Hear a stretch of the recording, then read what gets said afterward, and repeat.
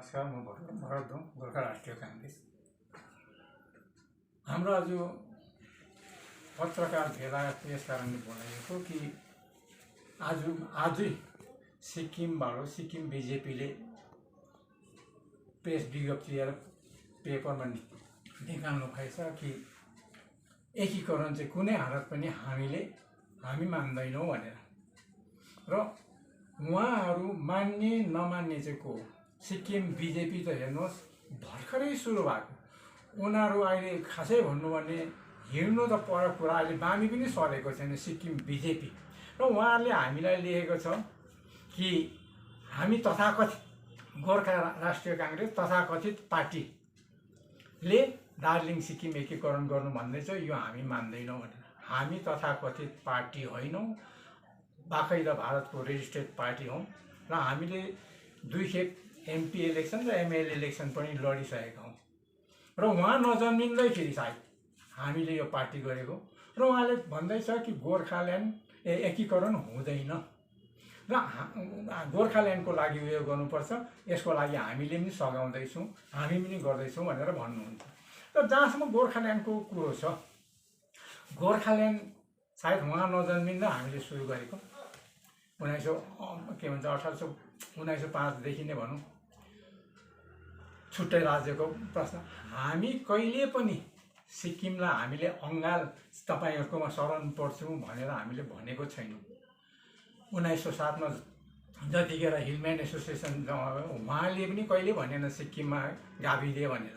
उहाँहरूले पनि छुट्टै प्रशासनिक व्यवस्था 1907, 1917, 1934मा पनि त्यो कुरा उठाएको छैन।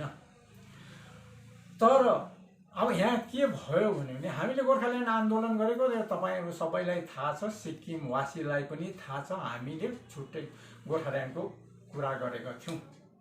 तर 86 सालमा बङ्गाल सरकारले व्हाइट पेपर निकालेर कि यो भाग चाहिँ बङ्गालको होइन सिक्किमको हो र हामी गोर्खाल्यान्ड दिनु सक्दैनौँ भनेर भारतको ज्योति बाबुको सरकार, त्यति बेला राजीव गान्धी प्रधानमन्त्री हुनुहुन्थ्यो र ज्योति बसु जो बङ्गालको चिफ मिनिस्टर हुनुहुन्थ्यो, उहाँले दुईले सही गरेर 14 जनवरी 1987 सालमा 86मा व्हाइट पेपर दियो, 87मा गोर्खाल्यान्ड दिनु सक्दैन भनेर त हामीले बार भनेको छौँ नि। हामीले भनेको होइन नि गोर्खाल्यान्ड हुँदैन भनेर। र भारत सरकारले यस कारणले गोर्खाल्यान्ड दिनु सक्दैन। अब चाहिँ किन सक्दैन?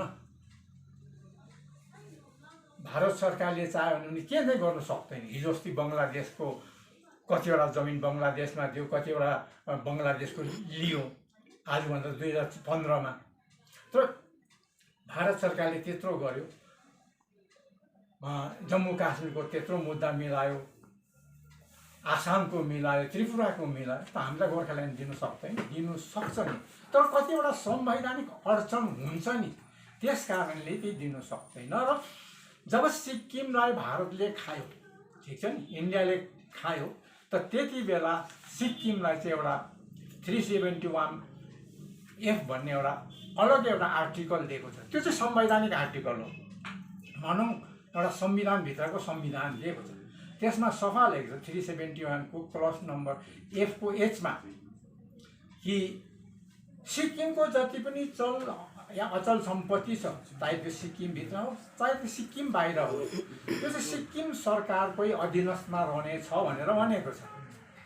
त्यस कारणले त्यो चाहिँ जबसम्म सिक्किम सरकारले लिखित रूपमा दिँदैन तबसम्म भारत सरकारले केही पनि गर्नु। हामीले यही भन्दैछौँ, तपाईँहरूले चाहिँ सिक्किमलाई हाम्रो भनाइ यही छ, तपाईँहरूले बेकारमा यो पेपरमा लेख्नु हामी मान्दैनौँ, म मान्दिनँ, त्यो चाहिँ त्यो बेकारको बगम फुसेको कुरा भन्छ नि। केन्द्र सरकारले मानिरहेको छ, तपाईँ मान्नुहोस् भन्ने त कुरै आउँदैन। तपाईँहरूले तपाईँहरूको राज्य छ, तपाईँहरूको राज्यमा संविधान के भन्छ, संविधानमा पास गर्नुहोस् एसेम्बलीमा, तपाईँको गोले सरकारलाई भनेर सरकारले एउटा रेजुलेसन लियोस् न। हामी त सिक्किममा झुन्डिन्छौँ भनेको त होइन। हामी रेजुलेसन दिनुहोस् कि यो सिक्किमको होइन भनेर। हामी त्यसको बादमा भोलि अहिले त हामीलाई अझै सुविस्ता भयो नि, जुन एक्टको अन्डर हामीलाई बङ्गालमा राखिएको थियो त्यो एक्ट खारिज भयो र खारिज भएपछि अब हामी न्युट्रलमा छौँ भनौँ। हामी बङ्गालको पनि छैनौँ, सिक्किमको पनि छैनौँ। हिजो अस्ति जो खारिज भयो बिलमा त्यसमा सफा लेखेको छ कि यो भूभाग चाहिँ अब सिक्किमले क्लेम गर्नुपर्छ। यदि सिक्किमको भूभाग हो भने भारतको संविधानको 131 आर्टिकल 131 को तहत सिक्किमले क्लेम गर्यो भने भोलि दार्जिलिङ सिक्किम एकीकरण हुन्छ नि। यो त भयो। दोस्रो कुरो, आज हामीलाई गोर्खाल्यान्ड दिइहाल्यो अरे। गोर्खाल्यान्ड दियो भने त भोलि पनि त फेरि भाषा माग्ला नि त। हामी त यहाँको उयो भनौँ फेरि भाषा माग्ला त।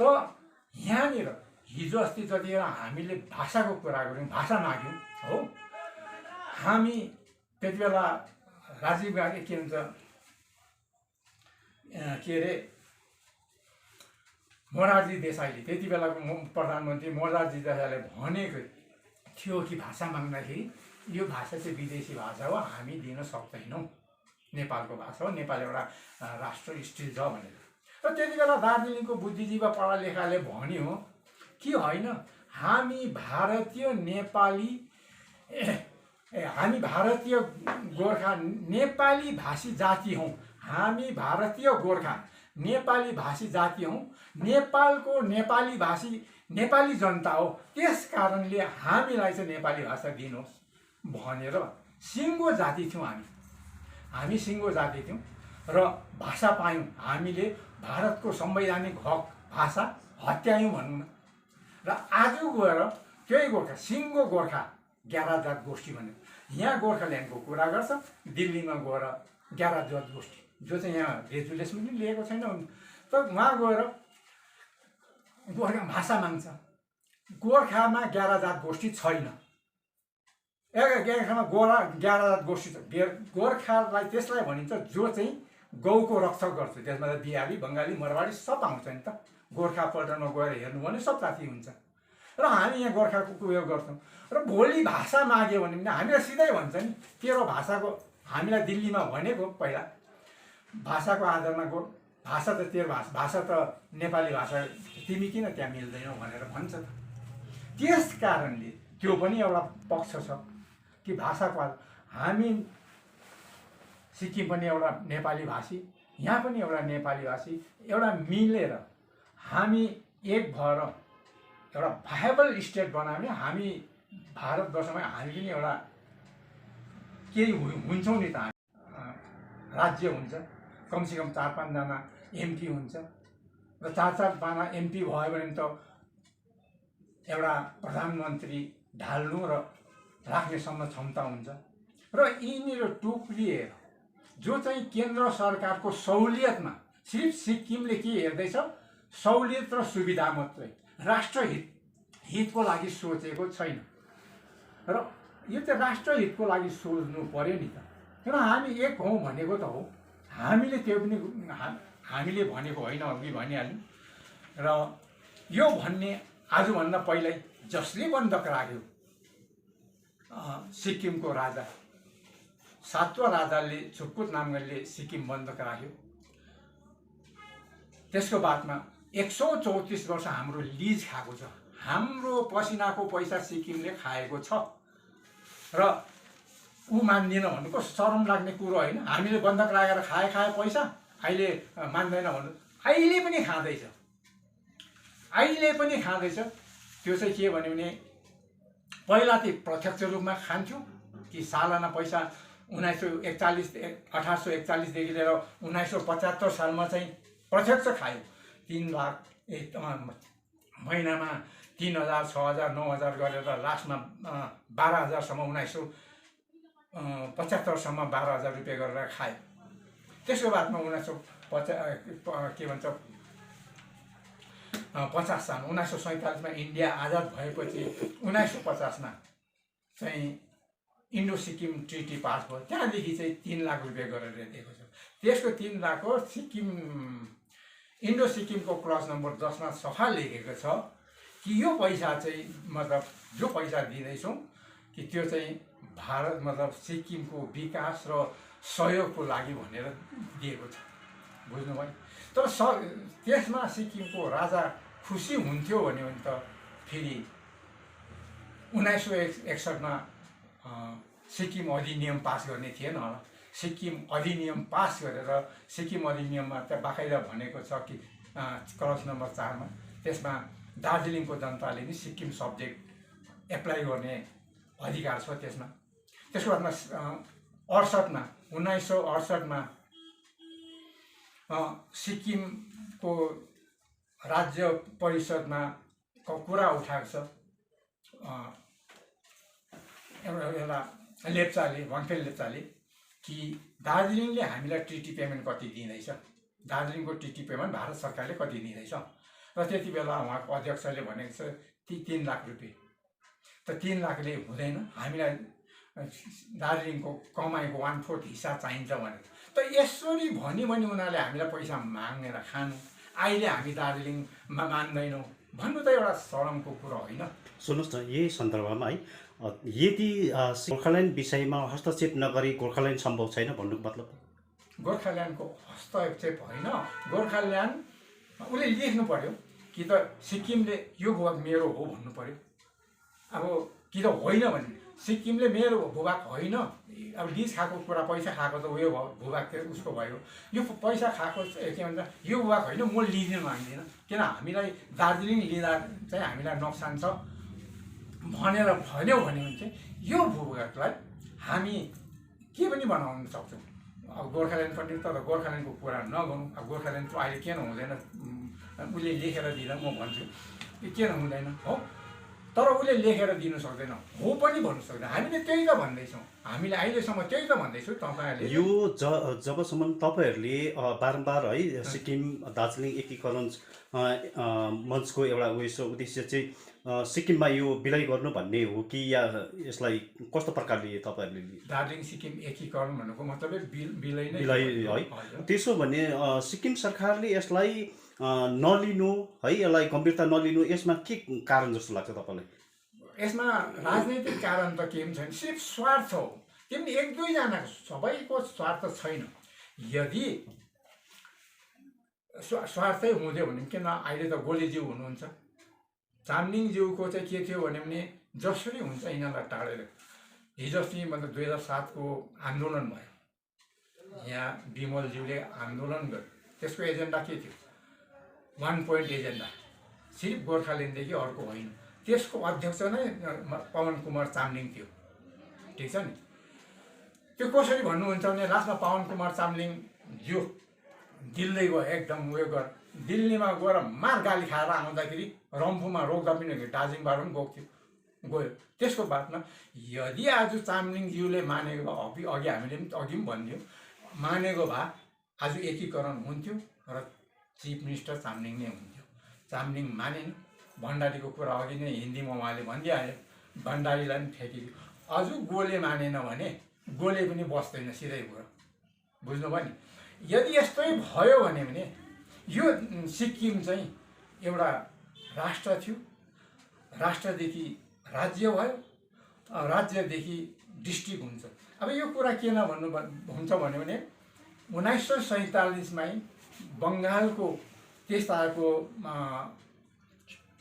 चिफ मिनिस्टर डाक्टर बिधान चन्द्र राईले सिक्किमलाई पनि बङ्गालमा मिलाउनु पर्छ। 47 सालमा राजा थियो र पनि मिलाउनु पर्छ भनेर त्यसले उयो गरेको छ।